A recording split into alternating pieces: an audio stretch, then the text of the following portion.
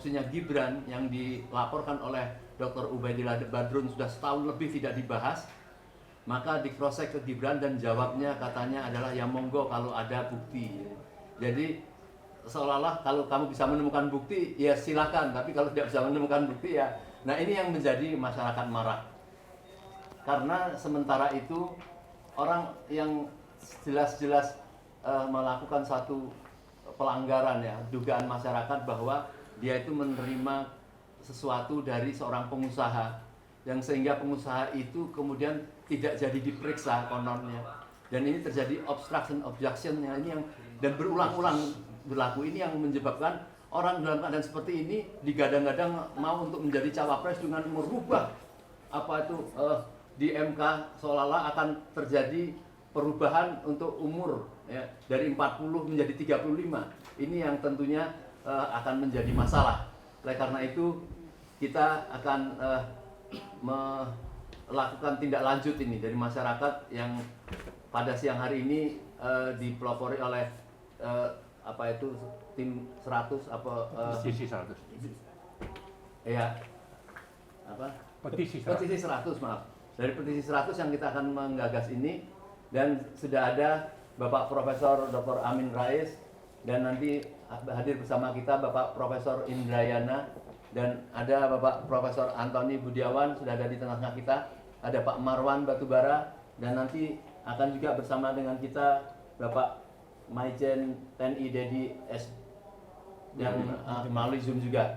Untuk itu marilah kita ucap dengan basmalah untuk memulai acara kita ini. Bismillahirrahmanirrahim, dan kami persilakan Bapak Profesor Dr. Amin Rais untuk bertanya. Assalamualaikum warahmatullahi wabarakatuh. Waalaikumsalam.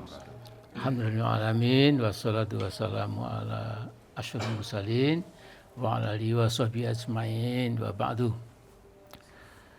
Jadi ini cerita singkatnya, karena kami dulu sudah datang ke gedung KPK dengan niat yang ikhlas, baik, ingin melakukan exchange of views, ya tukar pikiran lah ya, sebagai anak bangsa, mereka yang ada di dalam kewajibannya menegakkan hukum tanpa pandang bulu secara adil betul ya.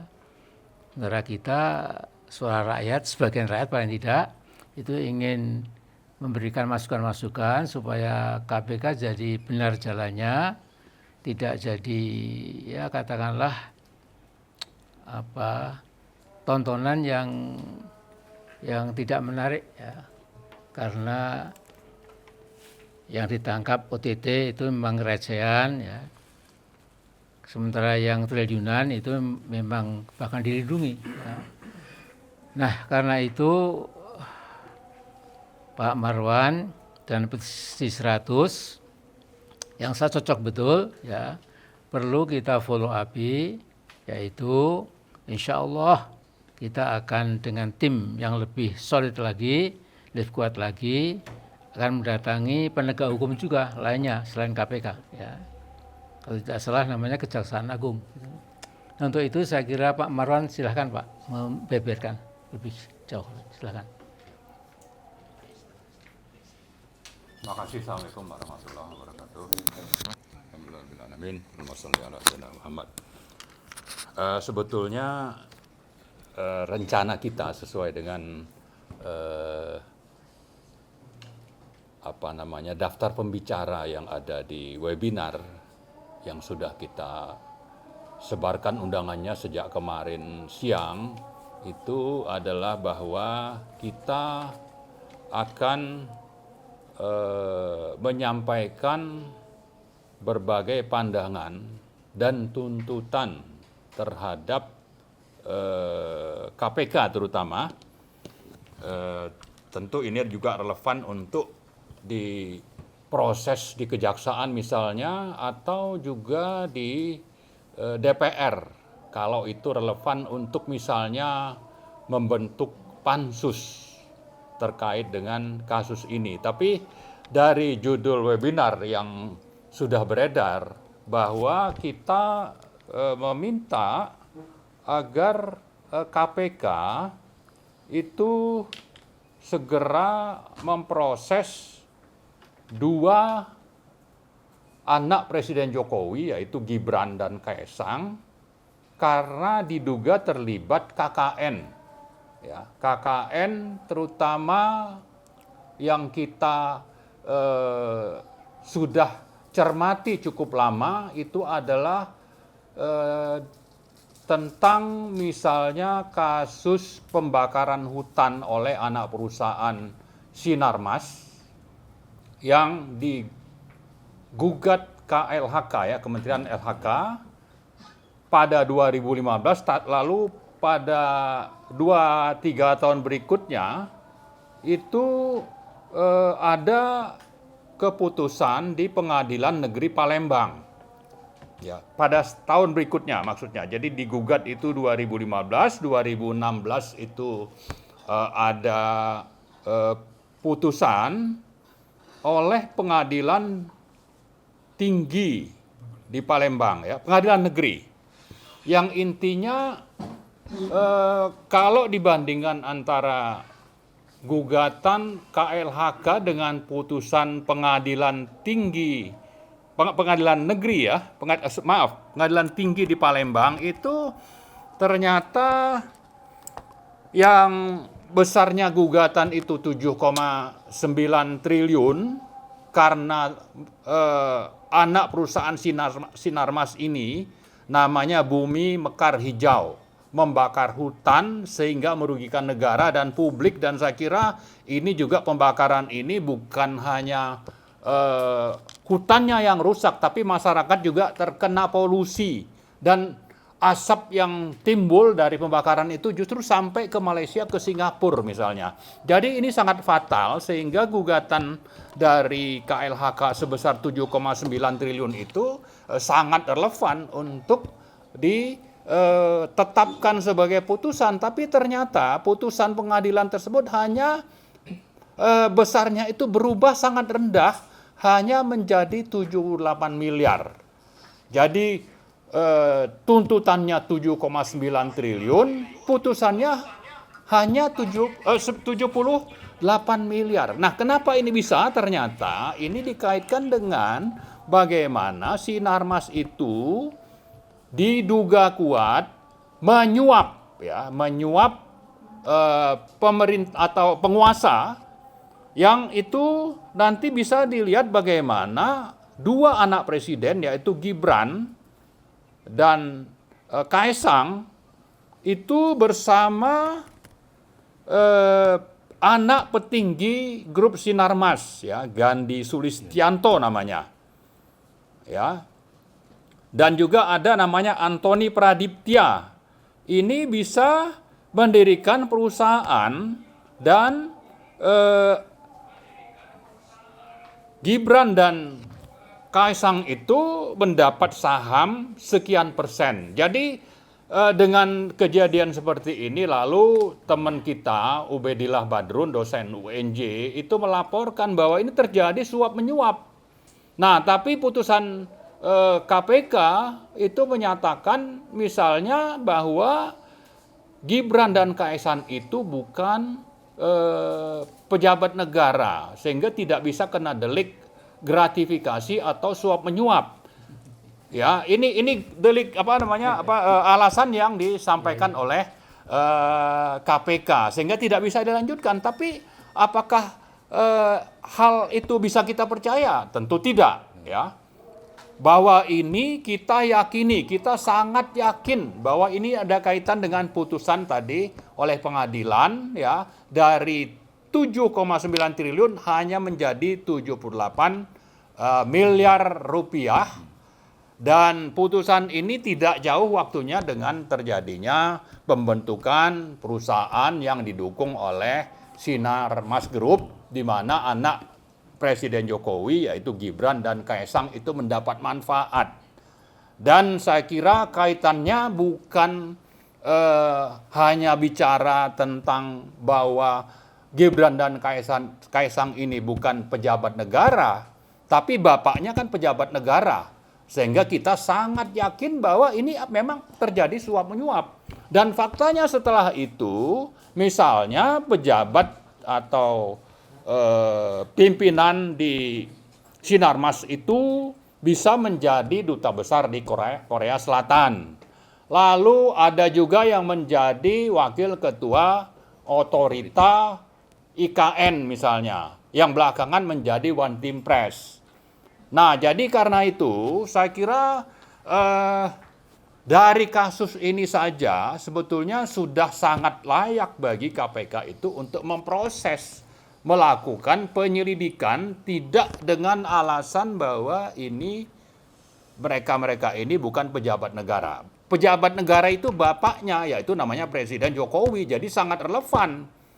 Ya, kalau Kaisang atau Gibran itu hanya anak misalnya supir taksi ya, atau petani di mana, ya saya tidak yakin itu akan bisa dapat suntikan dana puluhan miliar dari Sinarmas. Hanya karena mereka anak presiden lah, dan ini menjadi delik gratifikasi atau suap menyuap oleh pengusaha oligarkis ya kepada pejabat negara, meskipun yang menerima itu hanya anak dari Presiden Jokowi. Jadi kita sangat yakin ini. Dan kalau Gibran menantang-nantang ya, supaya kalau Anda punya bukti, silakan laporkan. Nah, kalau kecurigaan ini atau indikasi yang sangat kuat ini diminta rakyat yang melakukan penyelidikan, nah ini negara seperti apa?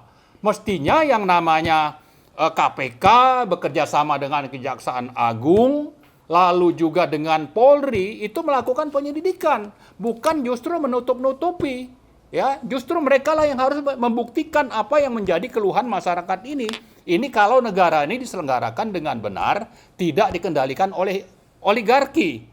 Ya, jadi kita sebetulnya ada beberapa kasus lain yang menunjukkan ya, mengindikasikan bahwa yang namanya Presiden Jokowi dan keluarganya itu bisa saja menerima manfaat dari berbagai kasus yang belakangan berkembang, misalnya kasus CPO misalnya ya, melalui dana BPDKS ya kalau tidak salah namanya.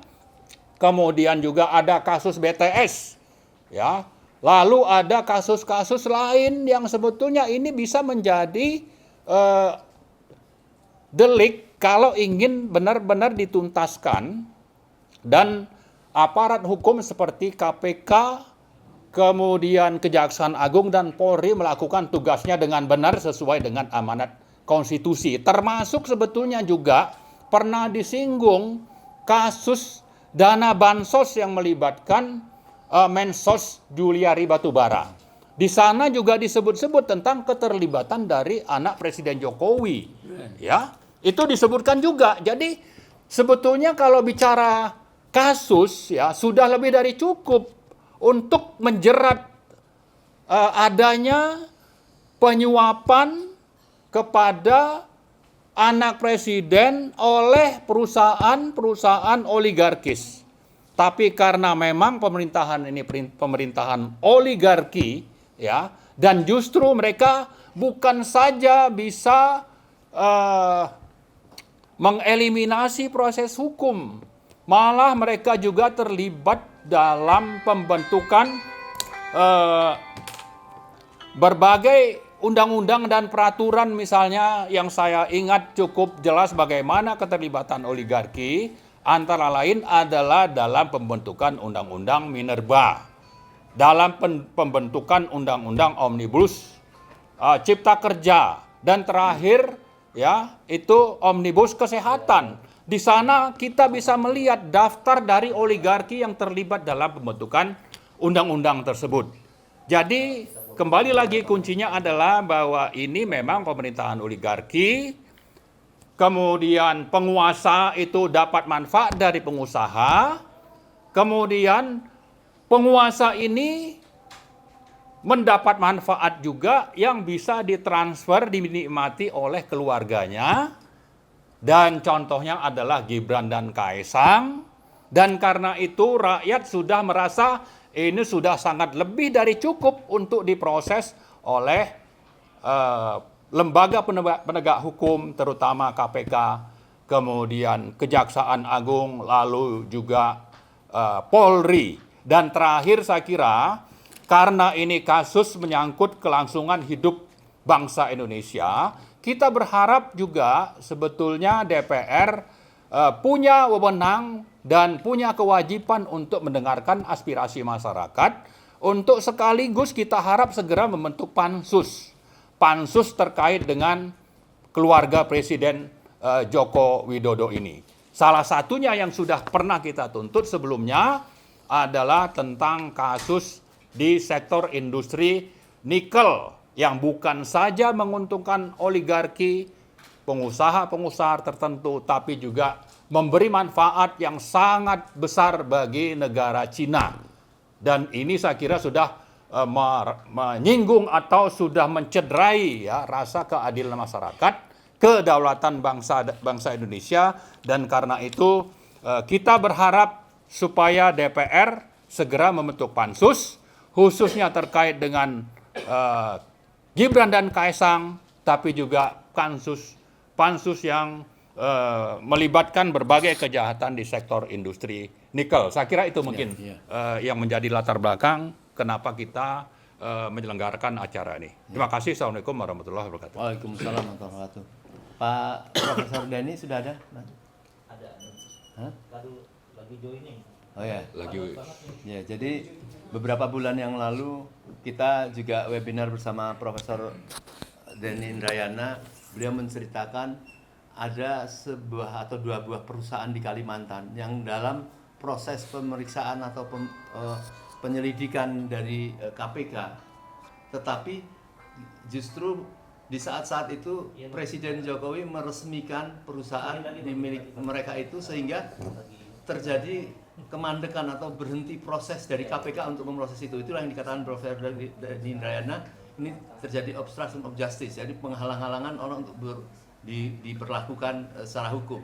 Juga mungkin Pak Marwan tadi belum menjelaskan apakah kemudian perusahaan SM tadi yang kebakar itu kemudian karena memberikan gratifikasi itu, apakah proses pengadilan terhadap itu masih lanjut atau tidak? Ini perlu mungkin Profesor Indrayana sudah siap? Oh ya. Mungkin sambil dulu ada. Oh ya. Waalaikumsalam. Salam warahmatullahi wabarakatuh. Sudah gabung apakah? Sudah. Sudah, siap. Kan bicara atau? Sudah. Oh, baik. Pak Amin Rais, Pak Marwan, Datu Bara, semua narasumber ini saya tidak lihat siapa aja di Zoom. Selamat sore dari Melbourne, Australia. Dan terima kasih atas kesempatannya. Saya punya waktu berapa menit ya bicaranya ini Pak Moderator? Sementara pertama 15 menit lah. 15 menit, baik. Bismillahirrahmanirrahim. Kalau kita melihat kondisi terkini ini di tanah air, terutama kalau dilihat dari dua kata kunci, konstitusi dan korupsi, maka sebenarnya ujungnya kalau dari sisi tata negara sudah sangat jelas ya, bahwa Presiden Joko Widodo itu sudah saya sampaikan dalam berbagai kesempatan, seharusnya sewajibnya itu layak untuk dimakzulkan, layak untuk diimpeach. Ada berbagai macam pelanggaran impeachment articles yang bisa disematkan, didakwakan kepada Presiden Joko Widodo. Yang pertama adalah terkait dengan korupsi. Untuk menghindari delik, biasanya saya menggunakan kata dugaan tindak pidana korupsi. Kalau tidak, biasanya langsung dilaporkan polisi. Jadi, kalau kita membandingkan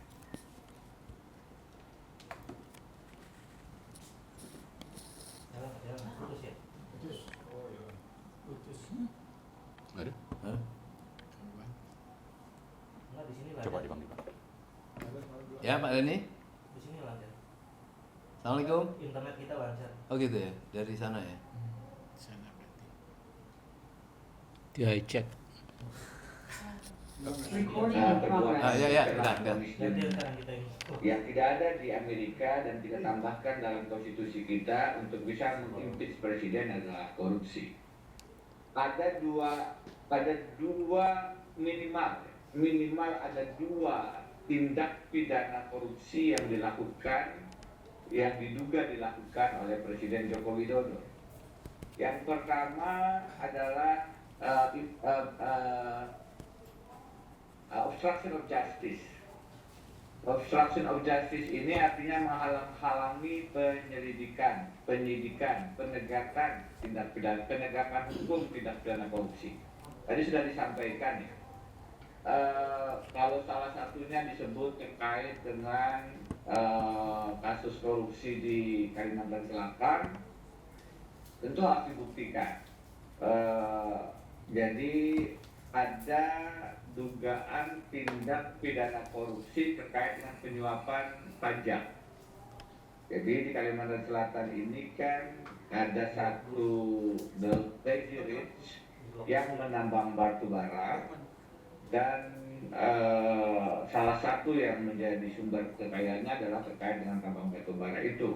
Di samping tambang-tambang lain termasuk sawit, dan sekarang juga di banyak wilayah juga berusaha untuk masuk ke wilayah nikel yang memang sedang jadi primadona. Nah, perusahaan yang terjerat itu adalah Johnlyn Baratama. Dan kemudian PT Johnlyn Baratama ini diduga melakukan praktek menyuap pegawai pajak. Pegawai pajaknya sebagai pihak yang menerima suap sudah dimasukkan ke dalam penjara. Konsultan pajaknya juga sepengetahuan saya sudah dijerat dan masuk penjara.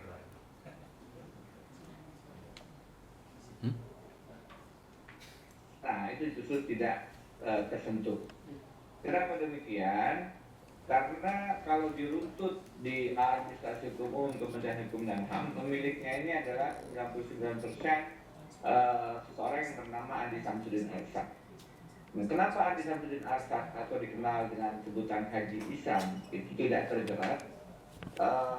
Karena yang bersangkutan di tahun 2019 tercatat sebagai wakil bendahara tim kampanye pemenangan Presiden Jokowi. Itu salah satu analisis yang paling mungkin. Karena tidak hanya di tidak hanya terkait dengan penyuapan yang tidak berjalan itu, secara nyata dalam rekam jejak digital akan kelihatan di tahun 2021 misalnya Presiden Jokowi hadir di peresmian pabrik biodiesel yang bersangkutan di Kalimantan Selatan di bulan Oktober. Di tengah-tengah pada saat yang bersamaan Presiden hadir itu, kasusnya sebenarnya sedang berproses di KPK. Itu satu hal yang a big no-no sebenarnya, tidak boleh dilakukan karena membawa simbol kepresidenan menjadi semacam tameng penegakan hukum. Kami pada saat menerima amanah sebagai staf khusus maupun wakil menteri, salah satu yang kami cek jika presiden akan turun ke daerah adalah apakah bahkan hotel tempat menginap presiden itu sedang bermasalah hukum atau tidak. Nah, ini presiden datang ke satu peresmian pabrik yang pemilik pabriknya sebenarnya sedang diduga melakukan tindak pidana suap pajak. Nah, itu tahun 2021. Setahun persis belakang. Jadi bulan Oktober 2020, Presiden Jokowi datang meresmikan pabrik gula oleh grup usaha yang sama di Bombana, Sulawesi Tenggara kalau tidak salah. Nah, ini juga sebelumnya. Ditarik Oktober 2019, 2 tahun sebelumnya itu adalah pelantikan presiden. Jadi kalau kita lihat antara sang Crazy Rich dengan presiden, maka akan kasat mata bahwa ada persoalan penegakan hukum yang dihalang-halangi prosesnya. Apakah ini Presiden Jokowi terlibat atau tidak, tentu harus dilakukan proses penyidikan yang harus lebih dalam. Karena itu memang di sini perlu turun Dewan Perwakilan Rakyat. Yang kedua terkait korupsi adalah yang dilaporkan oleh Bang Ubaidillah Badrun. Kita sudah sama-sama paham dan sudah pasti dijelaskan berkali-kali dalam forum ini, jadi saya singkat saja. Ini yang termasuk dalam klasifikasi trading influence, memperdagangkan pengaruh. Ada dana sekian banyak yang ditransfer seolah-olah menjadi penyertaan modal kepada bisnis-bisnis usaha baik Gibran maupun Kaisang. Dan kalau itu diruntut adalah secara hukum bisnis, secara profil bisnis, pasti tidak akan sesuai dengan hitung-hitungan ekonomi. Saya bukan ahlinya di situ, silakan nanti teman-teman ekonomi yang mengomentari. Tapi sederhananya secara hukum, penyertaan modal atau yang disebut penyertaan modal itu dalam analisis amatan saya sebenarnya adalah tindak pidana suap yang melalui bisnis usaha Gibran dan Kaisang. Kalau ini tidak dimasukkan ke dalam trading influence dalam perdagangan pengaruh, lebih karena pasal itu memang belum masuk dalam undang-undang tindak pidana korupsi. Konsep itu belum masuk. Meskipun kita sudah menandatangani United Nations Convention Against Corruption, konvensi PBB untuk pemberantasan korupsi, tetapi trading influence belum menjadi delik dalam hukum pidana kita. Karena itu dalam berbagai tindak pidana yang disidik KPK sebelumnya, terkait dengan ketua DPD, terkait dengan beberapa yang lain, itu kemudian yang digunakan adalah soal suap. Apapun, kalau ini diseriusi, kalau KPK masih dalam proses yang independen, tidak kemudian diletakkan di bawah presiden dengan perubahan Undang-Undang 19 tahun 2019 yang penanggung jawab utamanya adalah Presiden Joko Widodo sendiri. Jadi kalau ada yang mengatakan sebaiknya KPK dibubarkan, saya katakan itu salah logika, itu sesat pikir. Karena KPK ini sebenarnya sudah dibubarkan dalam tanda kutip oleh perubahan undang-undang KPK tahun 2019 itu. Dan karena yang memiliki kekuasaan untuk mencegahnya, kekuasaan paling relevan untuk mencegah tidak berubahnya undang-undang itu adalah presiden, maka yang presiden sudah sebenarnya melumpuhkan alias membubarkan KPK.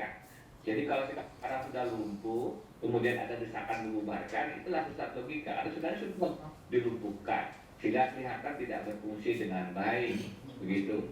Nah, kenapa presiden yang paling bertanggung jawab? Karena presiden punya hak legislasi dan presiden punya koalisi terbesar di DPR. Jadi sebenarnya kalau dari kacamata hukum tata negara, kewenangan legislasi melekat dan sangat besar di tangan presiden. Nah, padahal alat pancung atau pembunuhan KPK itu adalah perubahan undang-undang KPK yang menghilangkan independensinya, melekat dia di bawah tiap kekuasaan presiden. Karena itu presiden sendiri sebenarnya sudah menjadi jaga pembunuhan KPK. Saya menulis buku Jangan Bunuh KPK dan sudah mewanti-wanti soal ini. Nah, jadi kalau kemudian sekarang kasus korupsi, dugaan korupsi yang dilaporkan dengan Ubaidillah tidak diproses di KPK, ya memang menjadi tidak aneh, menjadi dapat dimengerti dalam artian karena KPK-nya sendiri sudah diakusisi, sudah dilumpuhkan oleh Presiden Jokowi. Sehingga kalau kemudian kita dalam tanda kutip masih berharap pada KPK untuk melakukan proses penegakan hukum atas dugaan tindak pidana korupsi terhadap Kaisang dan Gibran, memang ibarat pungut melindungi bulan, jauh mengundang dari api. Tapi tentu saja secara formal kita harus tetap melakukan desakan itu karena memang KPK harusnya melaksanakan tugas-tugas pemberantasan korupsi. Nah, itu dua contoh kasus korupsi yang dugaan kasus korupsi yang mestinya diproses di KPK. Hal lain yang menjadi pintu masuk impeachment memang tidak seseksi korupsi. Misalnya dalam proses kasus pembiaran, recognition, upaya-upaya ulangi sebelum masuk ke by-omission, sebenarnya dalam proses Pilpres 2024 ini, di mana Presiden mengatakan cawe-cawe, salah satu bentuk kasat mata menurut saya cawe-cawenya adalah menggunakan tangan penegakan hukum.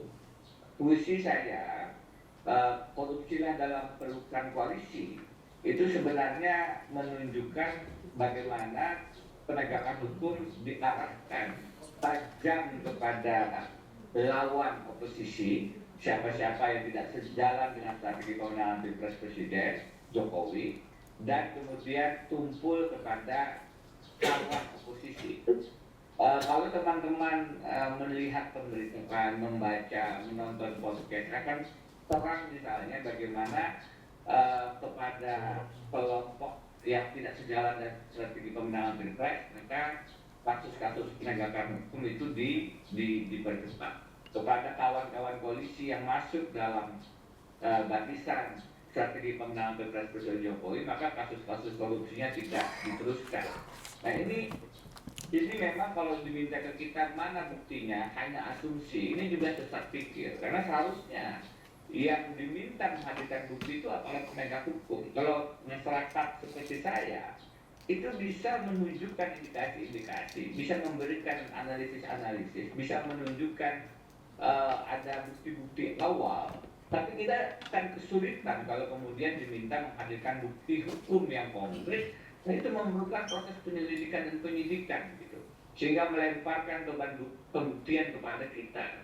Yang harusnya dilakukan oleh aparat penegak hukum itu memang adalah bentuk ketidakbertanggungjawaban aparat penegak hukum, dan akhirnya seolah-olah kita dituduh kemudian melemparkan analisis, kajian, atau bahkan tuduhan yang tidak berdasar. Padahal dengan kasat mata, panggung-panggung belakang akan mengkonfirmasi bahwa bagaimana Ketua Umum Golkar akhirnya dikatakan misalnya di podcast bocor alus Tempo ya, kawin paksa untuk mendukung Prabowo dengan tukar gulingnya adalah kasus korupsinya tidak berjalan. Jangan salah paham.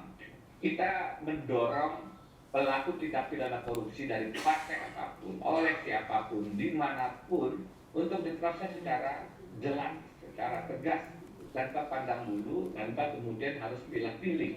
Yang kita kritisi adalah pilih penegakan hukum itu. Nah, ini juga bentuk obstruction of justice. Bagaimana Presiden Jokowi kemudian mendorong kasus lawan oposisi dan menahan kasus korupsi kawan koalisi. Itu termasuk obstruction of justice, menghalang-halangi proses penegakan hukum di bidang anti korupsi sesuai dengan pasal 21 Undang-Undang Tipikor. Nah, yang selanjutnya tadi yang sudah saya mulai adalah by omission-nya misalnya kasus Muldoko. Mas Denny Muldoko kan sudah dimenangkan kubu AHY Demokrat di Mahkamah Agung, itu kan berarti sudah selesai. Tetapi bahwasannya upaya pencopetan, pembegalan, atau apapun namanya yang dilakukan oleh Kepala Staf Presiden Muldoko itu dibiarkan oleh Presiden Jokowi, sudah saya sampaikan dalam banyak kesempatan, itu adalah pengkhianatan terhadap negara. Terus kenapa demikian? Coba Bapak Ibu sudah saya sampaikan dalam banyak kesempatan perbandingan antara Muldoko Gate dengan Watergate. Watergate tahun 72, Richard Nixon akhirnya mundur di tahun 74 sebagai presiden, itu karena tuduhan adanya pembobolan kantor yang terkait dengan Partai Demokrat untuk pemasangan alat sadap terkait dengan strategi pemenangan pemilu di Amerika Serikat tahun itu. Akhirnya Richard Nixon memilih mundur. Itu hanya karena diduga terlibat pemisahan alat sadap. Sedangkan yang dilakukan oleh Muldoko itu sebenarnya lebih dari hanya masalah sadap di kantor Demokrat. Sudah berusaha mengambil alih Partai Demokrat. Kenapa Presiden Jokowi kemudian yang kita tarik ke sini? Karena Presiden Jokowi melakukan paling tidak, kalau tidak kemudian di belakang layar sebenarnya memberikan blessing, itu paling tidak melakukan by omission pembiaran. Jadi ada masalah penegakan hukum hak asasi manusia atau perlindungan HAM, itu bisa dengan melakukan pelanggaran atau bahkan membiarkan. Jadi by omission dan by commission. Nah, yang dilakukan ini adalah pembiaran terhadap kebebasan berorganisasi, berpartai politik yang seharusnya dijamin. Dan tidak bisa tidak, Presiden menjadi tertarik ke dalam persoalan perlindungan hak asasi manusia ini karena yang melakukan pembegalan tidak lain dan tidak bukan adalah Muldoko. Kalau Presiden kemudian tidak setuju, sebenarnya dengan mudah dia kemudian memberikan sanksi kepada Pak Muldoko. Ketika mengatakan Muldoko punya hak berpolitik semacam apa ketika berusaha membegal partai. Dan itu yang saya sebut dengan ini adalah bentuk impeachment lain yang bisa dilakukan kepada Presiden Jokowi karena terkait dengan klasifikasi pengkhianatan terhadap negara. Kenapa pengkhianatan? Karena dalam Undang-Undang Pemilu disebutkan bahwa pelanggaran terhadap konstitusi itu masuk kategori treason, pengkhianatan terhadap negara. Bahwasanya kemudian Presiden membiarkan adanya hak asasi yang dilanggar, itulah yang menjadi dasar dakwaan bahwa Presiden melakukan pengkhianatan terhadap negara.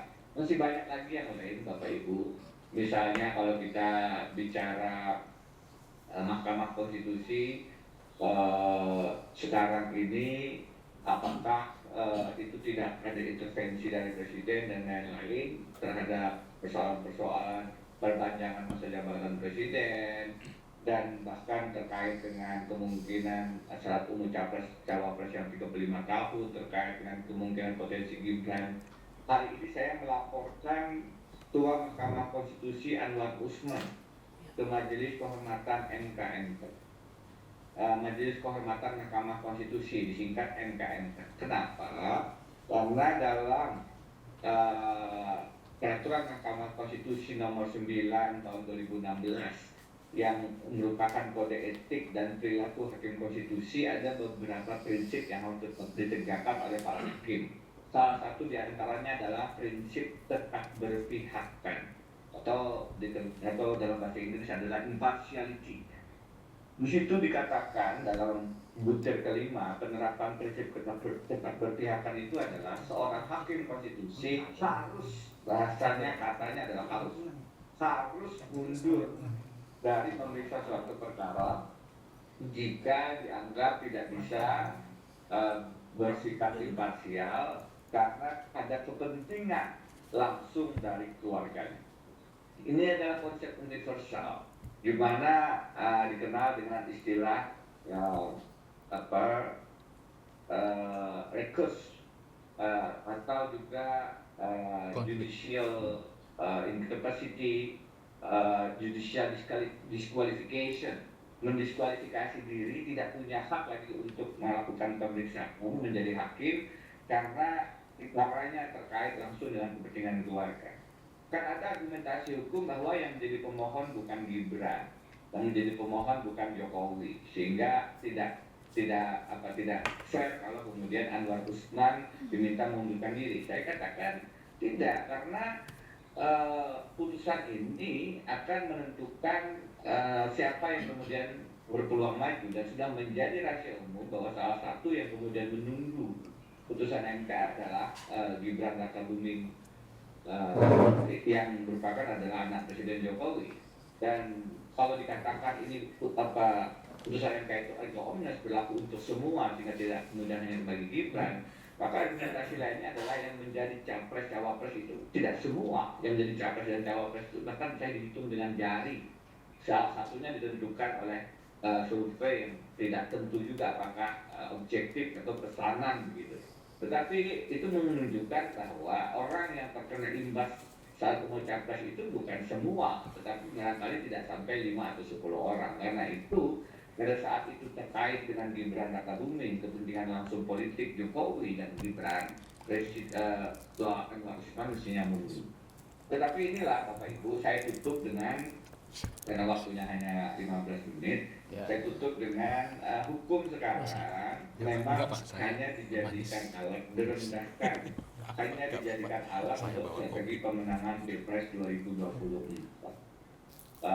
Cawe-cawe Presiden Jokowi itu sebenarnya adalah cawe-cawe yang membuat arena pertarungan Pilpres 2024 menjadi tidak jujur dan tidak adil, karena tidak lagi memberikan kesempatan yang sama kepada semua calon atau calon presiden dan wakil presiden.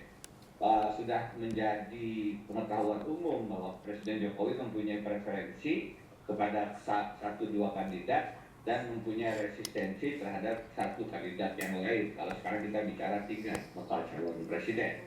Dan dengan preferensi itu kemudian memunculkan, mendorong arah koalisi, lagi-lagi misalnya yang terakhir bagaimana Golkar memang ada ancaman sekarang tidak dalam korupsi terhadap ketua umumnya atau dalam tanda kutip diberikan opsi kawin paksa untuk mendukung Prabowo misalnya. Nah, cawe-cawe semacam ini memerlukan hukum bagaimana KPK bisa diarahkan. Karena itu komentar saya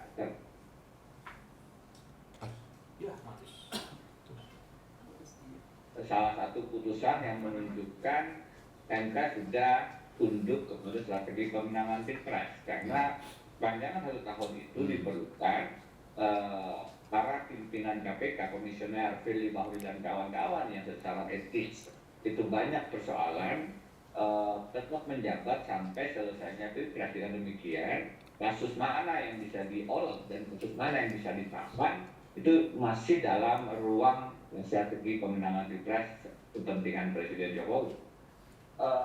Demikian pula kalau kita melihat tidak hanya KPK, misalnya konstitusi sendiri, Bapak Ibu Mas Wanto itu ditarik dari hakim konstitusi, diberhentikan melalui satu proses yang melanggar prinsip independensi kekuasaan kehakiman, dengan dia keluar dari komposisi 5 orang yang bisa dipegang oleh kelompok status quo. Eswanto bergeser ke kelompok yang sejauh ini dianggap memang mewakili kelompok-kelompok kritis terhadap istana dan kekuasaan. Dia bergeser ke sana dalam Undang-Undang Cipta Kerja. Setelahnya kemudian ada proses penarikan Eswanto. Nah, sekarang sebagai penutup terakhir, tadi pagi saya berdiskusi dengan salah seorang rekan dan kita kemudian sama-sama sangat gelisah, geram gitu, karena ada lagi proses perubahan undang-undang Mahkamah Konstitusi terkait syarat umur. Jadi bukan hanya syarat umur capres-cawapres yang dipolitikin, tapi juga syarat umur untuk hakim konstitusi. Sudah awalnya dinaikkan menjadi 55 tahun. Awal September ini MK undang-undangnya akan dirubah menjadi 60 tahun. Supaya kemudian ada lagi hakim yang dalam tanda kutip bisa didepak karena tidak sesuai dengan strategi menguasai 5 hakim dari komposisi 9 totalnya. Kenapa MK demikian strategis? Karena yang menentukan akhir pemenang pemilihan presiden itu sebenarnya adalah bukan rakyat Indonesia, tapi ketika berproses sengketa hasil pemilu di Mahkamah Konstitusi, maka yang menentukan siapa presiden Indonesia itu adalah 5 orang hakim konstitusi minimum. Dari 9 itu 5 orang yang akan menentukan siapa presiden. Begitu misalnya di tahun 2019 Presiden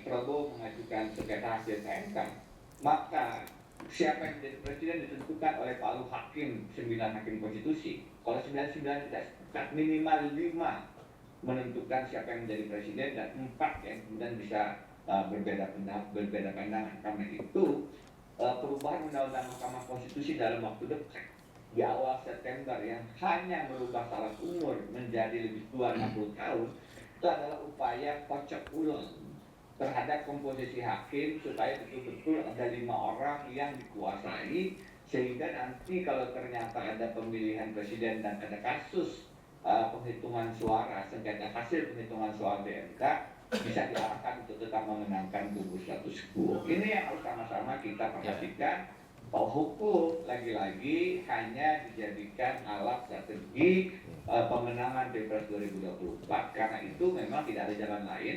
Kalau kita berharap DPR kemudian melalui proses impeachment, DPR-nya sudah sedemikian dikunci dan dikuasai dengan berbagai cara dan berbagai ancaman hukum salah satunya. Dan KPK juga sudah diberikan gratifikasi jabatan terjerat dengan persoalan-persoalan etika yang tidak ringan, sehingga tersandra untuk tidak juga memproses kasus hukum kecuali sesuai dengan pesanan dari status quo tadi.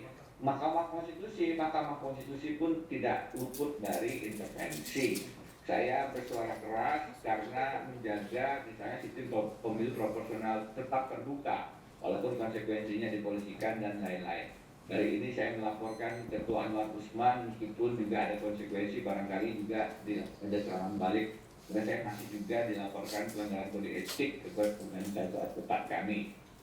Saya juga hari ini mengangkat isu bagaimana MK isnat for sale, bukan, Mahkamah Konstitusi is not sapi for sale. Jadi saya sedang bermain kata-kata karena adanya daging sapi, aturan umur MK tadi. Saya bikin judul Mahkamah Konstitusi is not sapi for sale, bukan sapi yang harus diperdagangkan, diperjualbelikan, untuk menunjukkan bagaimana sekarang sedemikian kasat matanya, telanjangnya pelanggaran hukum, penyalahgunaan kekuasaan yang dilakukan untuk demi merekayasa kemenangan pemilihan presiden 2024, yang tidak lain sebenarnya adalah upaya untuk memperpanjang dinasti, kroni, dan oligarki yang koruptif sekaligus juga destruktif di terkait kita. Harus kita sama-sama lawan, karena yang bisa melakukan perlawanan ternyata bukan lagi KPK yang sudah diintervensi, bukan lagi partai politik dan DPR yang sudah dikuasai, tetapi adalah kita rakyat Indonesia yang masih punya hati nurani. Terima kasih. Bila topik walidaya, saya kembalikan kepada moderator. Waalaikumsalam. Mungkin ditahan nanti Pak Denny kalau ada pertanyaan, karena ini masih ada 2 pembicara dan tentu ini sudah ada banyak yang ingin bertanya kepada Pak Deddy. Pak Deddy, halo. Suaranya tadi nggak masuk. Ya.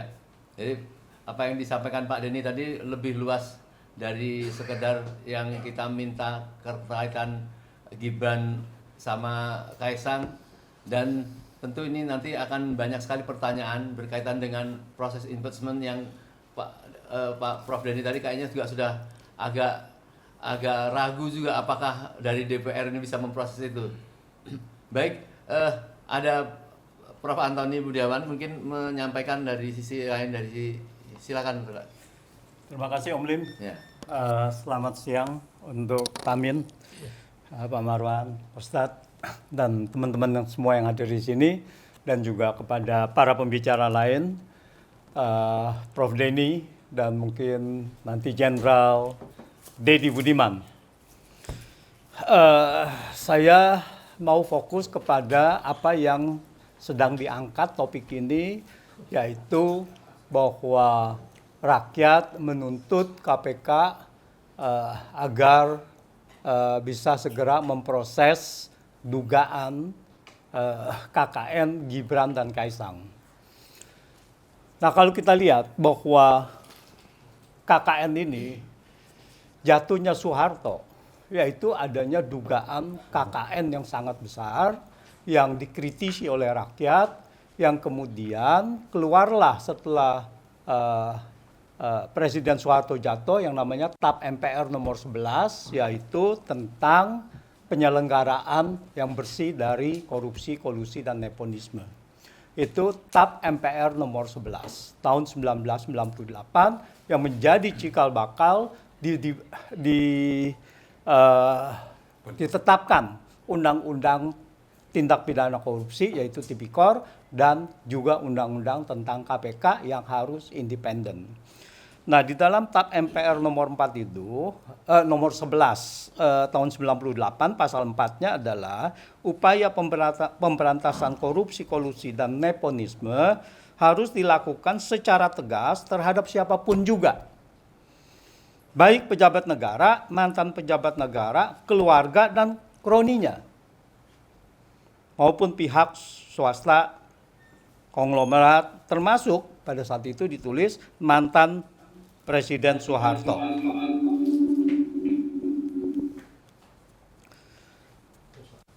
Nah,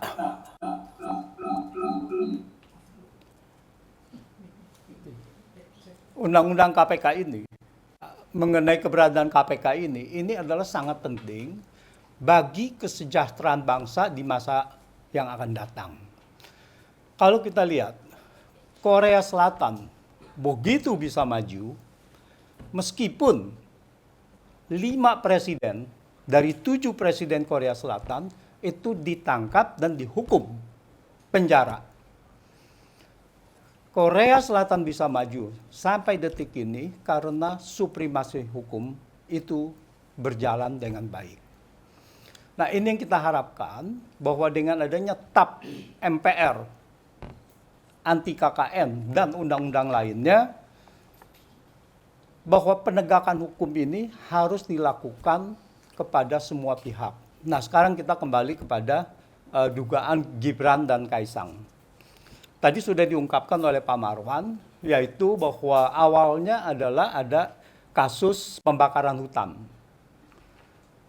Februari 2015, PT Bumi Mekar Hijau terafiliasi dengan Sinarmas, anak perusahaan Sinarmas, sudah ditetapkan sebagai tersangka korporasi. Tersangka oleh Bareskrim sejak Februari. Kemudian karena tidak berjalan dengan baik, Kementerian Lingkungan Hidup dan Kehutanan, KLHK ya, itu menuntut secara perdata dengan tuntutan 7,9 triliun. Ya, dibagi dua, kerugian negara dan kemudian untuk perbaikan lingkungan, 7,9 triliun. 30 Desember 2015, Pengadilan Negeri Palembang menyatakan tidak terbukti bersalah. 30 Desember 2015. Bagaimana tidak terbukti bersalah, tetapi bahwa korporasinya ditetapkan sebagai tersangka. Berarti kan sudah ada penyidikan dan sebagainya, sudah ada indikasi-indikasi atau bukti-bukti bahwa situ melanggar perusahaan tersebut. Tetapi dibebaskan. Kemudian KLHK menaik banding dan di pengadilan tinggi pada Agustus 2016 dinyatakan bersalah. Jadi PT BMH, jadi Bumi Mekar Hijau dinyatakan bersalah. Tetapi hanya didenda 78,5 miliar. Pada saat itu Kementerian KLHK tadi itu menyatakan mengajukan kasasi. Tetapi sampai lewat itu tidak dilakukan. Nah, ada apa? Nanti itu pertanyaannya, ada apa gitu kan? Apakah ada yang tadi dikatakan trading in influence? Trading in influence itu tidak lain adalah KKN. Di dalam bahasa kita KKN itu. Nah, itu pertama. Lalu kita lihat siapa pihak-pihak yang terafiliasi tadi. Pertama tentu saja Sinarmas. Siapa managing director pada saat 2015 tadi? Yaitu tadi yang disebutkan oleh Pak Marwan Batubara, yaitu Gandhi Sulistianto. Dia adalah managing director sampai tahun 2021. Ketika itu dia berhenti dari managing director karena ditunjuk oleh pemerintah menjadi dubes Korea. Di mana di sini relasinya? Mantan bos dari kebakaran hutan, lalu kemudian dia tahun 2021 ditunjuk sebagai dubes Korea. Setelah dubes Koreanya selesai, awal tahun ini ditunjuk sebagai anggota One Team Press. Nah, di sini apakah ada trading in influence? Nah, di sini apakah ada KKN-nya? Sangat ada. Nah, ini. Jadi di situ, ya. Lalu kemudian itu Gandhi Sulistianto. Lalu kemudian ada anaknya. Anaknya berbisnis pada tahun 2019, berbisnis dengan anaknya Jokowi, Gibran dan Kaisang. Pada tahun 2015. Dia berbisnis, lalu di dalam salah satu perusahaan itu, bahwa presiden direkturnya atau direktur utamanya itu adalah putra dari Gandhi Sulistianto, yaitu yang namanya Anthony Pradiptya. Nah, itu adalah direktur utama. Direkturnya, salah satu direktur dari perusahaan itu adalah Kaisang. Komisaris utama dari perusahaan itu adalah Gibran. Komisaris lainnya yaitu anak mantu dari Gandhi Sulistianto. eh, namanya anak mantunya adalah Wesley Harjono. Ini mereka tergabung di dalam PT Masa Depan, Wadah Masa Depan. Yang kedua adalah ada aliran-aliran dana tadi yang dianggap penyertaan modal kepada perusahaan-perusahaan yang dikelola oleh Gibran dan Kaisang atau dikelola bersama.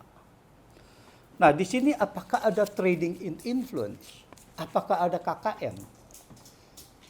Tadi sudah disebutkan bahwa trading in influence itu adalah bahwa kita sudah meratifikasi perjanjian mengenai anti korupsi, yaitu dari United Nations Convention untuk anti korupsi. Kita sudah meratifikasi. Kalau kita sudah meratifikasi, artinya itu sudah menjadi undang-undang karena diratifikasi dengan Undang-Undang Nomor 6 tahun 2006. Nomornya saya lupa. Undang-Undang nomor kalau nggak salah 6 tahun 2006 mengenai pengesahan dari Undang-Undang United Nations tadi. Jadi sebetulnya kita ada undang-undang pengesahan itu sebetulnya diterapkan, bisa diterapkan. Nah, di sana disebutkan bahwa pasal 18-nya di dalam perjanjian itu janji, tawaran atau pemberian manfaat yang tidak semestinya kepada pejabat publik atau seorang lain, jadi bisa seorang lain, bukan hanya misalkan pejabat publiknya Pak Presiden, bisa kepada seorang lain secara langsung atau tidak langsung, agar pejabat publik atau orang lain itu menyalahgunakan pengaruhnya yang ada atau yang dianggap ada dengan maksud memperoleh manfaat yang tidak semestinya dan dari lembaga pemerintah atau lembaga publik negara. Pihak untuk kepentingan penghasut yang tadi, yang anti KKN tadi, perbuatan itu atau untuk orang lain. Jadi di sini ada celah bahwa trading in influence itu adalah tidak lain adalah KKN dari orang-orang yang mempunyai pengaruh. Lalu apa yang dikatakan oleh Kaisang? Kaisang sewaktu mengadakan podcast dengan Deddy Corbuzier, yaitu salah satu dia mengatakan begini, ya itu anak presiden namanya privilege, yaitu namanya privilege. Lengkapnya gini, ya itu namanya privilege kan. Saya mengakui itu kok.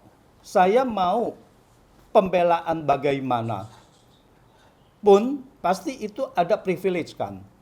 Namanya kita berbisnis, kita maksimalkan asalkan tanggung jawab. Jadi di sini Kaisang sudah mengakui bahwa di situ ada privilege. Ya, apakah privilege itu yang dimaksud dengan trading in influence? Ya kan? Kalau dia mendapatkan manfaat, pasti di situ adalah trading in influence. Nah, sekarang kita kembali kepada KPK. KPK mengatakan mana alat buktinya? Yang dimaksud dengan alat bukti apa? Pertama adalah saya berpendapat alat bukti itu adalah transaksi apakah ada pemberian uang apa tidak. Yaitu penyertaan saham, penyertaan modal yang diberikan oleh venture kapitalis dan sebagainya. Nah, di sini sudah ada jejak banyak sekali bahwa di situ Kaisang dan Gibran membuka bisnis baru dengan aliran-aliran dana dari pihak-pihak yang diduga tadi terafiliasi. Itu satu. Alat buktinya tidak satu, yaitu ada dia penyertaan modal saham ke PTA, ke PTB, ke PTC dan sebagainya. Nah, ini kan sebetulnya tinggal ditanyakan motifnya apa. Jadi sebetulnya alat bukti itu sudah ada. Tinggal ditanyakan motifnya apa. Apakah ini motifnya mendapatkan manfaat? Apa hubungannya kompetensi misalkan dari Gandhi Sulistianto tadi, bos Sinarmas terhadap kedudukan duta besar. Apa kompetensinya sehingga dia bisa diberikan kedudukan sebagai duta besar? Apakah itu politik atau apa gitu? Nah, kalau dari partai politik biasanya yaitu ada beberapa kedudukan itu. Tetapi ini dari swasta tidak ada apa-apa, managing director dari suatu perusahaan konglomerat tiba-tiba lalu diminta sebagai duta besar. Jadi ini sangat luar biasa tidak normalnya gitu. Nah, jadi kalau kita melihat begitu, jadi KPK selanjutnya adalah harus menyelidiki apakah laporan masyarakat ini berguna apa tidak berguna. Laporan masyarakat selalu berguna.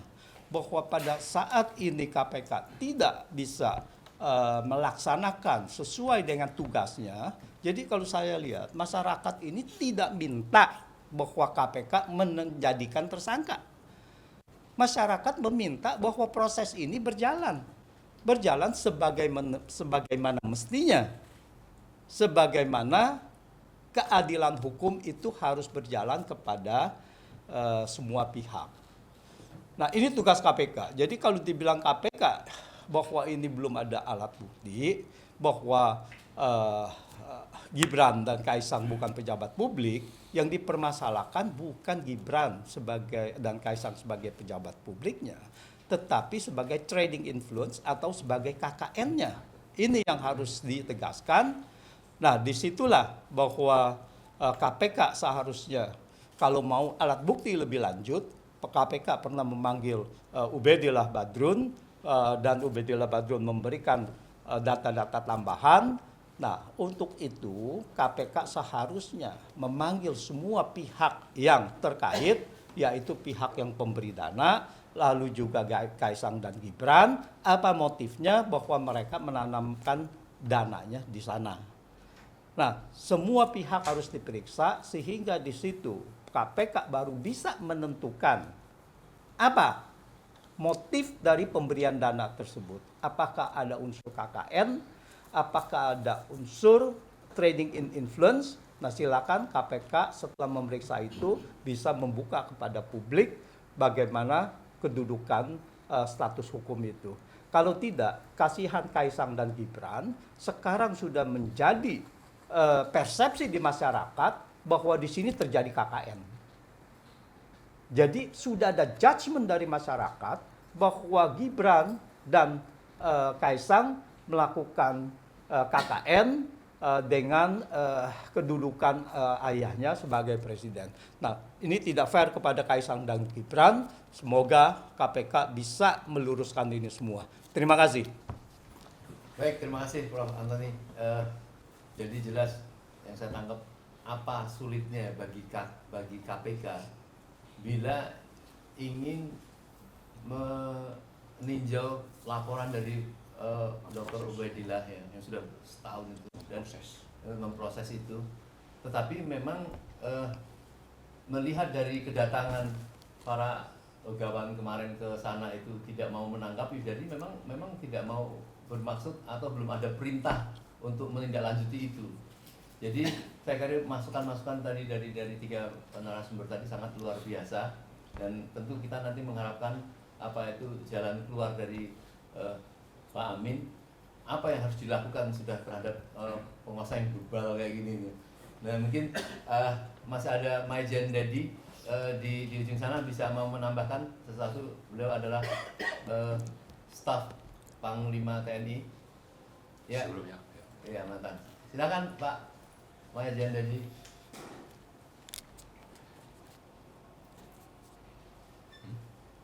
Ada suara nih. Di sini itu kali. Ya. Tes. Sudah dihidupkan, Dok? Prof. Suaranya belum terdengar, Pak. Suaranya belum dengar. Suara belum terdengar. Masih tinggi. Sudah. Ya, bismillahirrahmanirrahim. Assalamualaikum warahmatullahi wabarakatuh. Waalaikumsalam.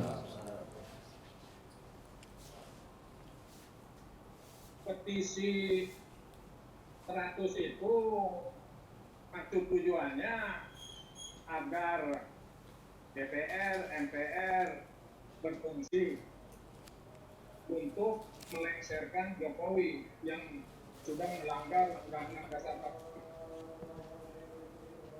Berikutnya, aparat hukum keamanan termasuk KPK berfungsi sesuai dengan undang-undang.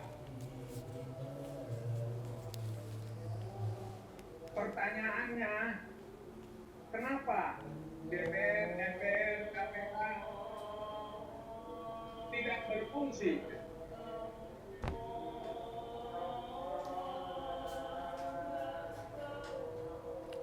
Saya menduga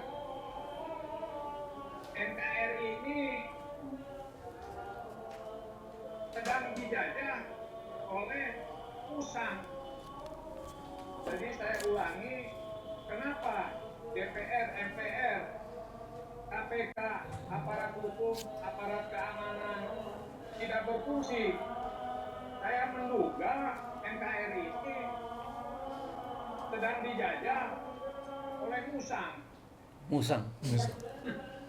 Apa Pak? Musang Pak? Musang ya. Musang. Musang edan. Musang. Iya. Tukang makan ayam. Nah, pertanyaan berikutnya, mana fakta datanya bahwa kita sedang dijajah pusat? Banyak sekali fakta datanya. Satu, misalnya keluar keputusan Presiden nomor 17 tahun 2022, keputusan Presiden nomor 4 tahun 2023, Impres nomor 2 tahun 2022. Itu PKI sebagai korban. Iya. Nah, itu salah satu indikasinya, PKI sebagai korban. Jadi yang terbukti bersalahnya berarti di situ ABRI dan rakyat, khususnya umat Islam.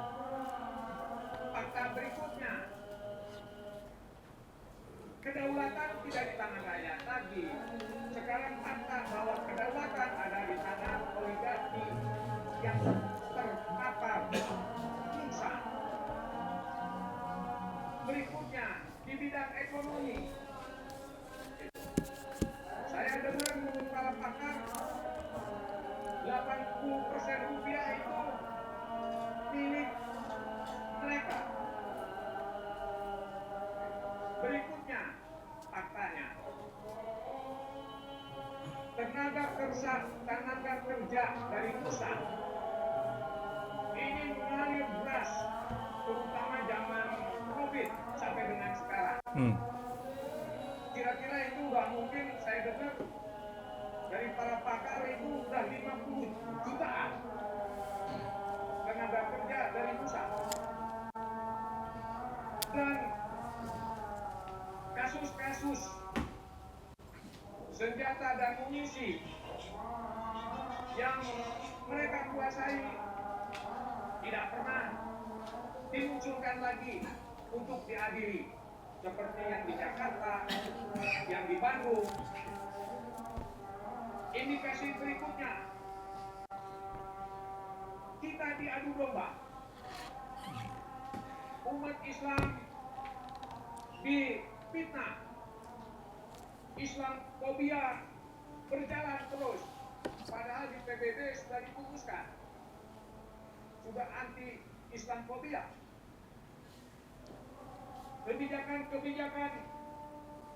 pemerintah banyak pro pengusaha yang terpapar pusat. Kalau disebutin mah dan lain-lain begitu, sampai peristiwa kilometer 50 melakukan pembunuhan.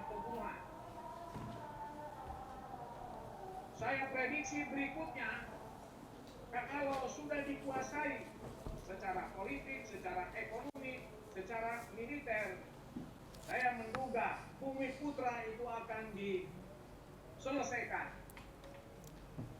Begitu, seperti di negara-negara yang sudah dikuasai oleh pusat.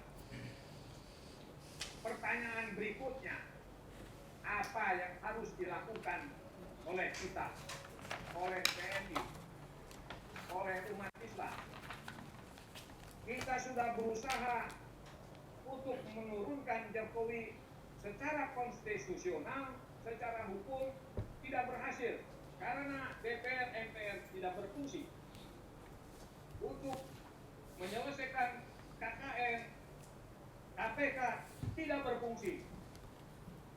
Saya pikir selanjutnya perlu ada upaya untuk memisahkan antara pusat dengan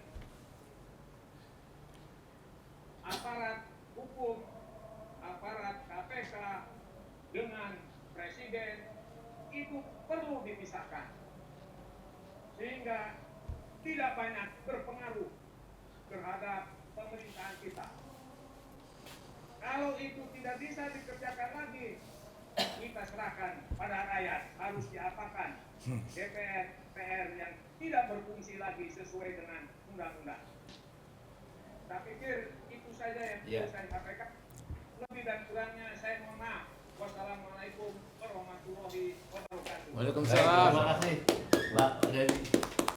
Jadi beliau ini Pak Amin salah satu penandatangan petisi 100 yang memang sudah tahu sekali bagaimana pelanggaran-pelanggaran sehingga dia tidak fokus membicara kepada masalah sekedar KPK tadi, tapi ini pokoknya sudah nggak beres, pokoknya harus dimasukkan itu.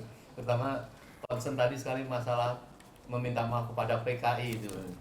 Jadi sebelum kita kembalikan kepada untuk yang bertanya, kami mohon Pak Amin dulu memberikan rekomendasi atau Ya, jadi begini, saya tadi mendengarkan dengan konsentrasi yang disampaikan Pak Prof. Denny Indrayana, dan juga kemudian saya mendengarkan tadi Pak Jenderal Deddy S. Budiman itu.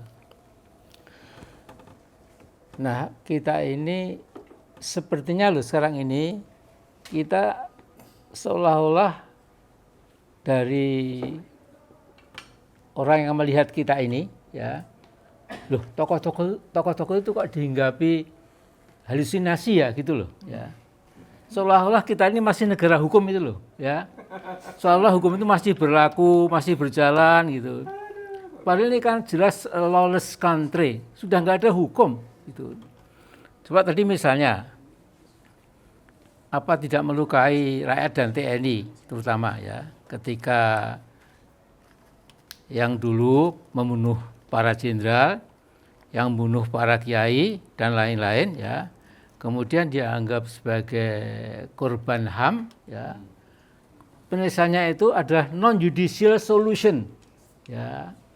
Ya jadi mau gue dong gitu, ngapain hukum di sini nggak? Kita juga saya kira begitu, ya. Kita menghadapi Jokowi ini, kita juga non-judicial solution, yaitu supaya musang tidak geragas lagi, ya, itu kita perlu ya people power memang, ya.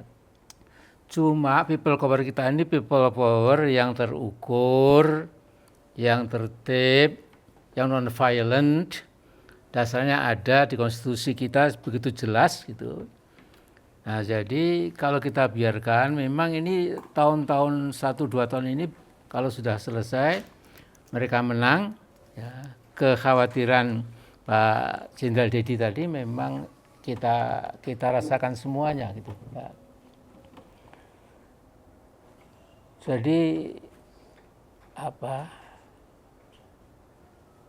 sebenarnya seperti KPK begitu angkuh menolak kita sekedar untuk berwacana, tukar pikiran, ya. Tapi kita tidak boleh menyerah, kita terus saja, ya. Masa Kejaksaan Agung yang akan jadi target kita juga gitu. Yang jelas kita ini tidak boleh ada rasa takut, ya. Kalau orang yang bergentayangan, ya, yang sangat zalim, yang betul-betul anti HAM, yang betul-betul anti rakyat, yang sudah menunduk, menyembah-nyembah oligark, itu beraninya minta ampun, masa kita takut, ya. Jadi tidak ada lagi kata takut, ya. Kita harus, jadi kata pengamat itu, ketakutan yang paling kita takuti adalah kalau rakyat sudah takut, ya, itu nanti gawat itu, ya.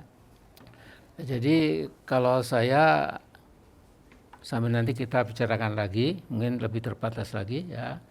Tapi ini pembicaraan kita ini saya kira direkam oleh tetangga saya. Tetangga saya itu ada perwira tinggi dari Polri yang apapun kita bisik-bisik akan direkam. Jadi Pak Polri, maaf ya Pak, ini kita tidak makar ini ya. Tolong dilaporkan secara jujur ya.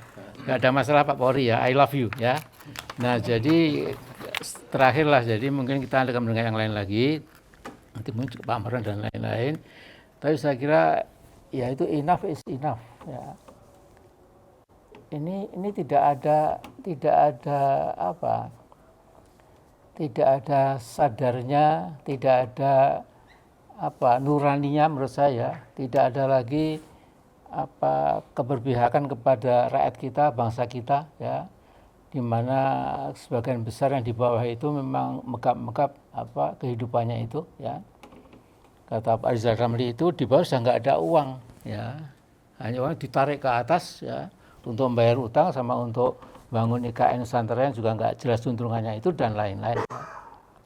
Nah jadi konklusi sementara ini ya saya bisa keliru, tapi nanti akan kita bicarakan bersama supaya jatuhnya ke titik tengah. Titik tengah itu insya Allah itu yang paling bagus gitu.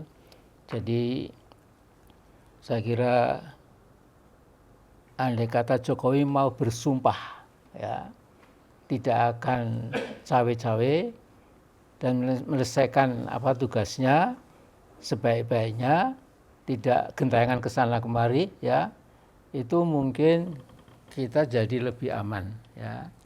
Tapi kalau dia itu disetir oleh musang itu, istilahnya Pak Didi tadi, memang ini berbahaya sekali gitu. Makanya saya sudah membuat video pendek ya, China is hijacking Indonesia. China itu sedang membajak kita. Sudah dan akan berhasil. Pintunya siapa? Pintunya juga Pak Jokowi, siapa lagi gitu ya. Jadi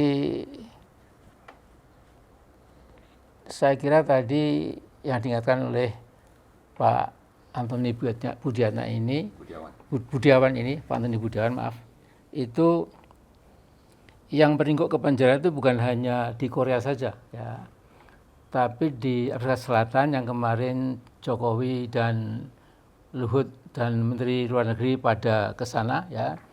Itu yang namanya Jacob Zuma ya, presiden yang jadi kacungnya Gulpa Brothers dari India itu ya. Karena menjual murah segala macam pertambangan di Afrika Selatan itu ya.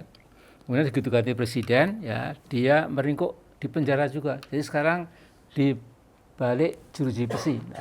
Nah, kita ingin melihat Indonesia ini masa presiden kok tidak terjangkau oleh oleh hukum ya. Saya kira mikir dhuwur mendem jero nggak berlaku lagi ya. Saya kira kalau kapan-kapan Pak Jokowi ternyata setelah lengser presiden yang baru bisa membongkar semuanya, ternyata kok memang buka pintu gerbang korupsi yang minta ampun ini, ya apa boleh buat, mungkin ya dengan rasa kasihan dan simpati dan empati, mungkin Pak Jokowi ya harus menyusul teman-temannya yang kita katakan tadi itu. Saya kira hanya itu dulu ya, terima kasih. Assalamualaikum. Baik, terima kasih. Salam. Baik, saudara, masuk penjara. paling tidak Taksin ya. apa yang telah kita dengarkan dari para tokoh ini tadi, ini adalah merupakan informasi dan edukasi kepada masyarakat kita semua, karena ini semua tanggung jawab kita. Yang akan menjadi kehancuran itu ada kita semua. Dalam keadaan seperti ini pun karena tidak ada reaksi dari masyarakat yang berarti, sampai-sampai seolah-olah Bapak Presiden ini mau membangun sesuatu keterlanjutan hukuman ini, misalnya dengan menjadikan Gibran jadi wakil presiden, misalnya kita diam, kemudian ada yang mengatakan 1 tahun 2 tahun nanti sang presiden yang sudah mundur dia akan jadi presiden. Saya seolah seperti membangun dinasti ini dan kita masih tetap diam. Jadi saya kira ini yang menjadi pelajaran bagi kita semua, dan kami mohon ada closing statement ya nanti dari Pak Denny kalau masih ada, dan Pak Prof Antoni, dan tentu Pak Marwan silakan menyampaikan dulu rekomendasi apa yang tadi. Pak Denny masih ada. Ya, terima kasih Om Lim. Jadi tadi saya memang mengusulkan agar lembaga-lembaga penegak hukum, terutama yang kita sudah datangi itu KPK, lalu Kejaksaan Agung, insya Allah nanti kita juga akan segera ke sana, lalu Polri, itu kita minta untuk mengusut dugaan KKN anaknya Presiden Jokowi.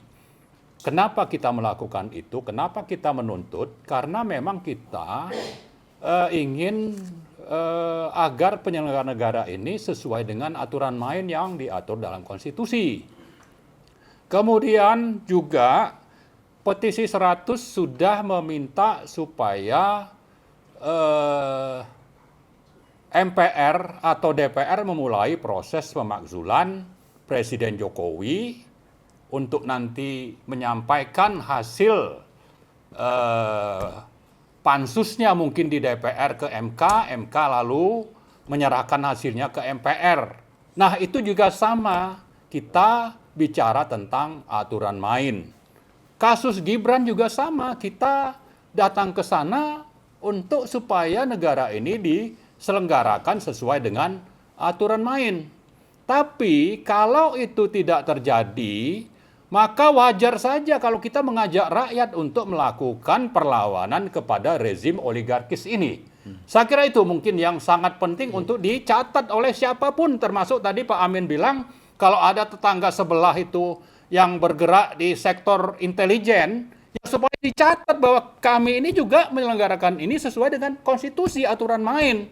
Jangan pula nanti kami segera ditangkap, tapi bukan berarti kami takut untuk ditangkap gitu ya. Supaya juga ini dicatat. Itu poin pertama yang ingin saya sampaikan. Yang kedua, kita harus mengingatkan ya bahwa ternyata pengusaha oligarki ini melakukan investasi bukan hanya di sektor bisnis, tapi investasinya juga dilakukan di partai-partai misalnya.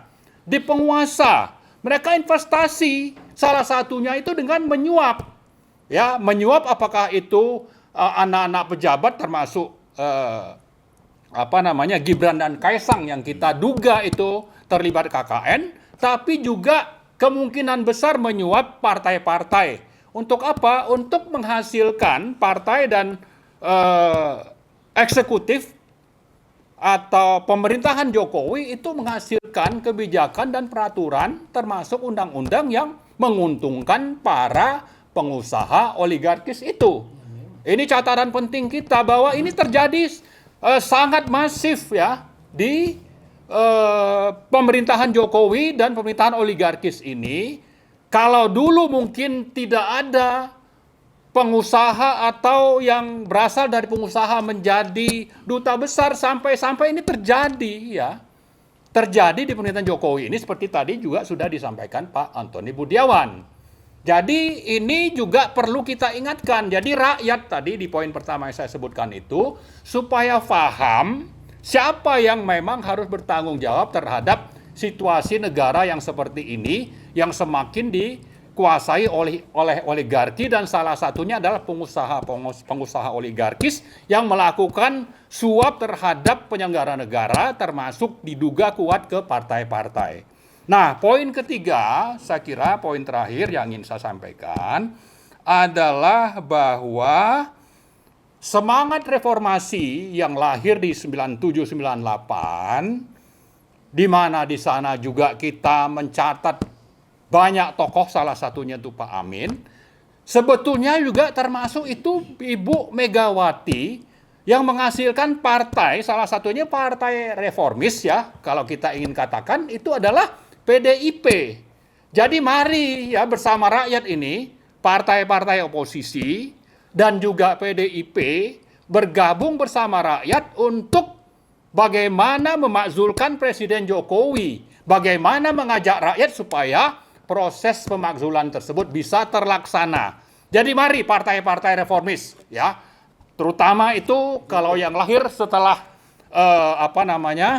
setelah reformasi itu ada PKS, ada Demokrat, ada PDIP, dan belakangan juga ada partai-partai baru yang baru disetujui oleh KPU, termasuk Partai Umat misalnya. Mari kita sama-sama bergabung bersama rakyat untuk kembali mengingat dan menjalankan semangat reformasi bahwa KKN di bumi pertiwi Indonesia ini harus dihentikan. Salah satunya itu, mari kita melakukan perlawanan secara terbuka, ya, people power seperti yang sudah disebutkan Pak Amin, mulai dari minggu-minggu ini sampai beberapa bulan ke depan, supaya pemakzulan terhadap Presiden Jokowi itu akhirnya bisa terwujud, dan kita harap agar DPR segera melakukan proses pemakzulan sesuai dengan pasal 7A Undang-Undang Dasar, dan salah satunya itu, seandainya kita harapkan itu bisa terlaksana,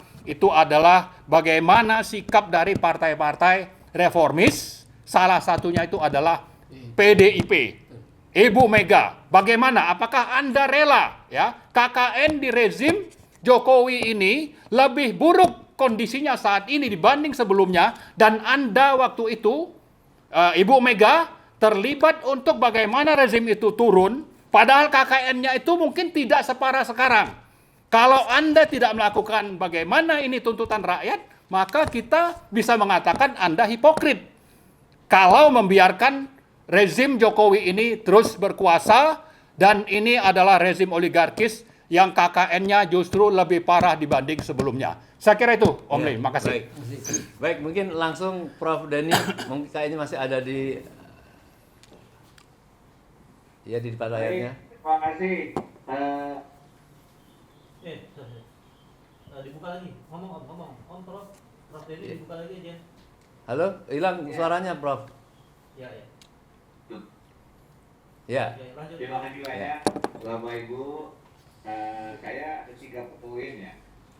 Pertama, apa yang disampaikan Pak Amin Rais bahwa kita sebenarnya lawless country, saya benar gitu. Jadi ini diskusi dan debat saya dengan guru saya, Profesor Jimmy Sidiki. Kemarin sebelumnya lewat telepon, dan kebetulan beliau juga datang ke Melbourne untuk menerima gelar Profesor Kehormatan dari Melbourne Law School. Diskusinya adalah memang kalau kasusnya terkait dengan vokasi saya mendorong sistem pemilu tetap proporsional terbuka di MK melalui informasi-informasi yang saya share di akun sosial media. Prof. Jimli mengatakan mestinya tidak dilakukan karena mengganggu independensi kekuasaan kehakiman, independence of the judiciary, terutama di Mahkamah Konstitusi. Saya katakan kepada beliau dengan segala hormat, karena beliau guru saya, Prof, ini kondisinya bukan lagi kondisi yang normal. MK itu tidak bergerak di ruang hampa. Tidak mudah untuk dibuktikan, tapi ada intervensi kekuasaan dan keuangan yang mempengaruhi MK. Dan karena itu, untuk membalance itu harus ada juga kalau kekuasaan masuk keputusan-keputusan MK, maka publik juga mesti masuk dengan melakukan juga upaya-upaya public control, public advocacy yang mestinya tidak dianggap sebagai intervensi, tapi adalah upaya menjaga kehormatan dan kewibawaan MK. Masa tidak boleh kita mengirim satu pesan lewat tweet dan kemudian justru dianggap melecehkan Mahkamah Konstitusi. Justru kita sedang sebagai publik menjaga kehormatan MK. Jadi memang sayangnya kondisi kita sekarang, penegakan hukum kita baik di bidang yudikatif, di Mahkamah Agung, terjerat dengan kasus mafia hukum, sebelumnya sudah ada Sekretaris Mahkamah Agung Nur Hadi, sekarang ahli, semua memang terjerat kasus-kasus korupsi. Tetapi juga tidak hanya di yudikatif, proses hukum di legislatif pun juga problematik dan koruptif. Karena itu di tengah sistem yang lawless ini, kita mungkin masih mengirimkan pesan datang ke KPK, kita masih mengirimkan pesan mendorong MPR, DPR untuk memulai proses impeachment. Tapi juga kita di satu sisi itu adalah bentuk optimisme, di sisi lain memang kita mesti realistis bahwa aliran darah oligarki yang koruptif yang menyetir kekuasaan ini sudah masuk ke urat-urat nadi mahkamah, urat-urat nadi DPR, urat-urat nadi sistem-sistem dan lembaga-lembaga negara kita yang lain, sehingga memang yang kedua, karena kita berangkat dari situasi hukum yang sudah tidak normal itu, kudeta konstitusionalnya memang adalah pemilu 2020. Ini adalah kudeta konstitusional rakyat, ada sistem demokrasi di mana kita punya peluang untuk memberikan suara kita dengan sebaik-baiknya, memberikan mandat kita kepada anggota-anggota legislatif dan eksekutif termasuk presiden. Persoalannya adalah kita tidak bisa membiarkan pemilihan umum itu kemudian dicawe-cawe dan kemudian dikontrol dengan perilaku-perilaku yang unfair dan free, tidak jujur dan tidak adil, tidak bebas. Nah, ini yang sekarang sudah mulai kasat mata terlihat. Karena itu memang meskipun kudeta konstitusional melalui pemilu itu memang sebaiknya kita laksanakan, tetapi tidak hanya pemilu saja yang perlu dilaksanakan, tetap menjamin kejujuran dan keadilan dalam pemilu itu yang sekarang justru paling terancam. Dan saya sudah katakan tadi bagaimana ada parameter, indikator, konstitusi misalnya sudah dicoba dikuasai komposisi hakimnya, sehingga kemudian putusan-putusannya termasuk nanti terkait dengan sengketa hasil pilpres sudah bisa diatur bahkan dari sekarang. Nah, ini yang menyebabkan kita kemudian bergerak kepada opsi yang ketiga. Opsi yang ketiga tidak lain dan tidak bukan ya gerakan perlawanan rakyat yang justru menyelamatkan tanah air. Ini memang ekstra konstitusional, ini memang ekstra parlementer, tetapi bukan berarti ini adalah kudeta, bukan berarti ini adalah sesuatu makar, bukan berarti ini bertentangan dengan aturan hukum, karena yang namanya kekuasaan yang sudah keluar dari jalur konstitusi ya harus diluruskan, dan yang bisa meluruskan kalau memang lembaga-lembaga negara tidak bisa lagi diharapkan ya rakyat sendiri. Karena itu ya, sebelum kemudian kita melakukan langkah-langkah ini, kita memang harus melakukan konsolidasi lagi dan lagi dan lagi. Bapak-bapak yang di sana sudah ada yang share yang share sesuatu ya di Zoom ya. Bapak-bapak memang sudah melakukan itu, dan ini adalah kelompok yang menurut saya paling berada di depan dalam perjuangan ini. Pak Amin Rais dan kawan-kawan, terima kasih Pak sudah mewakili kegelisahan dan kerisauan kami. Meskipun kalau dilihat dari pemberitaan katanya yang mendukung Presiden Jokowi itu approval rate-nya sekitar 80%. Ini pun menurut saya harus kita dobrak, karena anggaplah itu benar. Yang terjadi adalah keberhasilan pencitraan semu melalui buzzer dan lain-lain, dan itu tentu saja harus kita lawan, karena pencitraan model masuk gorong-gorong dan sejenisnya ini mungkin efektif melalui berbagai survei yang barangkali juga sudah dipublikasikan, itu mungkin positif efektif untuk menarik menaikkan rating. Tapi fakta di lapangan harus kita tunjukkan dan tunjukkan, harus kita berikan pendidikan kepada masyarakat bahwa yang terjadi sebenarnya bukanlah yang ada di pemberitaan sosial media dan survei-survei itu, tapi realitas bagaimana institusi ditabrak, bagaimana korupsi dibiarkan, bagaimana oligarki ditumbuh-suburkan. Dan karena itu memang perlawanan harus dilakukan. Tidak mudah, tapi perjuangan memang membutuhkan konsistensi, keistiqomahan, dan juga keberanian. Terima kasih Bapak Ibu, mudah-mudahan manfaatnya. Terima kasih Prof. Denny. Saya kira mungkin lebih bagus segera kembali ke Indonesia, ikut berjuang bersama. Jadi nggak usah menunggu menang. Ini lebih seru Prof. Denny. Baik, terima kasih Prof. Nembak terus dari luar juga efektif. Iya. Dari dalam di kita luar ditolong Oh, Mas gitu. Denny tembak terus ya. Dengan ilmu tata negaraan. Iya. Terima kasih Pak Pres. Ya. Ya, baik. Kami silakan Pak Antoni.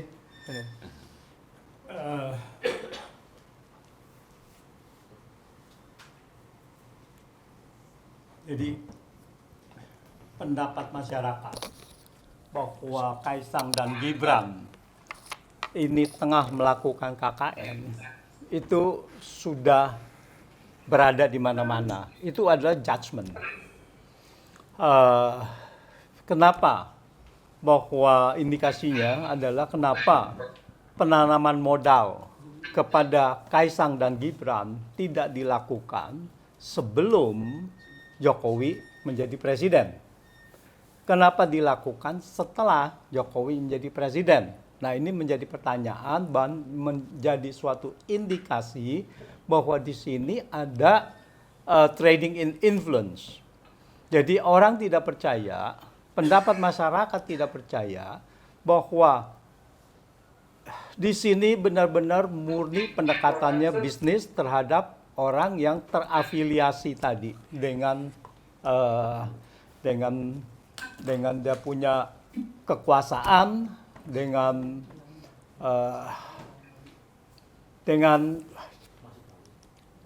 ya konglomerat dan sebagainya yang mempunyai kedudukan untuk memberlakukan hal-hal seperti itu, yang mempunyai modal lah. Nah, ini yang membuat KPK harus menindaklanjuti itu, karena sekali lagi bahwa itu tidak adil bagi Kaisang dan Gibran yang sudah mendapatkan judgment dari masyarakat. Terus yang kedua adalah bahwa akumulasi yang pembiaran dari hukum yang bisa dimainkan seenaknya sesuai dengan kepentingan penguasa. Ini membuat amarah rakyat menjadi terakumulasi. Amarah rakyat hanya bisa menjadi reda kalau hukum ini ditegakkan seadil-adilnya. Ini sebetulnya yang diinginkan oleh masyarakat. Nah, kalau hukum ditegakkan seadil-adilnya, maka amarah rakyat akan menjadi reda dan tidak ada lagi yang berpikiran tadi ekstra parlementer dan sebagainya ya. Itu tidak ada lagi gitu. Jadi artinya KPK dan sebetulnya penegak hukum yang lain ini adalah mempunyai suatu kekuatan inti yang untuk menghindari negara ini dari kehancuran. Nah, semoga itu yang didengar oleh KPK dan penegak hukum lainnya. Terima kasih. Ya, baik. Terima kasih Pak Anoni. Tapi sebelum kita akhiri, saya mau membacakan beberapa, ini banyak dari masukan-masukan dari luar. Dari Irma Yunita mengatakan, semangat Bapak-Bapak, doa kami menyertai perjuangan Bapak-Bapak. Kemudian ada dari Eko Risanto, Cina sudah menjajah kita di tambang nikel, Maluku, dan Sulawesi. Kemudian ada, ini ada untuk Pak Amin nih. Tapi kenapa Pak Amin akan mendukung PS jika Anies dijegal? Padahal di belakang PS itu ada Jokowi. Baik. Kemudian segera konsolidasi menuju people power. Sudah memenuhi syarat memakzulkan Jokowi. Allahu Akbar. Semoga Allah ridha dengan perjuangan Bapak-bapak semua. Ini dari Profesor Herman Susanto. Kemudian terakhir dari Bapak Rusdi, maaf, Indonesia harus kuat dan bersatu, rakyat berdaulat. Jadi dari Fajri. Saya kira itu mungkin kita masukkan. Mungkin Pak Amin mau komentar? Ada terakhir tambahan dari? Ya, setengah menit saja. Jadi begini, kan saya ditanya wartawan sambil doorstep itu loh ya.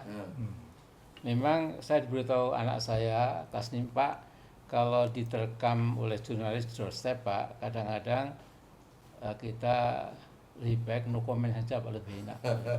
Karena kalau nggak siap kadang-kadang, kan pertanyaan gini, Pak Amin, andai kata Pak Anies Baswedan nggak dapat tiket karena dijahili oleh kekuasaan, Pak Amin milih mana? Ya saya bilang, bukan, kan saya sebut, ya tentu kalau saya tetap milih Prabowo kalau nggak ada Anies gitu. Iya. Nah, terus kemudian yang ini dipotong Pak Amin dukung PS, saya kira itu juga. Saya kira ini yang menyampaikan ini sudah dijawab langsung ya dari Pak Amin. Dan saya ucapkan terima kasih kepada Pak Fikri Barino dari Al-Ittihad Hadiah ya, karena nampaknya menjadi caleg juga. Kita doakan semoga Pak kan Salah. Baik, Pak Amara mau nambah? Sudah cukup. Baik, terima kasih saudara sekalian. Semoga apa yang kita sampaikan ini, apa yang menjadi webinar ini, dari Pak Marwan sudah menyampaikan kemungkinan kita minggu depan akan ke Kejaksaan Agung. Kita tunggu apa respon dari Bapak-Bapak sekalian. Semoga perjuangan kita sampai dan semoga Allah tetap melindungi kita. Assalamualaikum warahmatullahi wabarakatuh.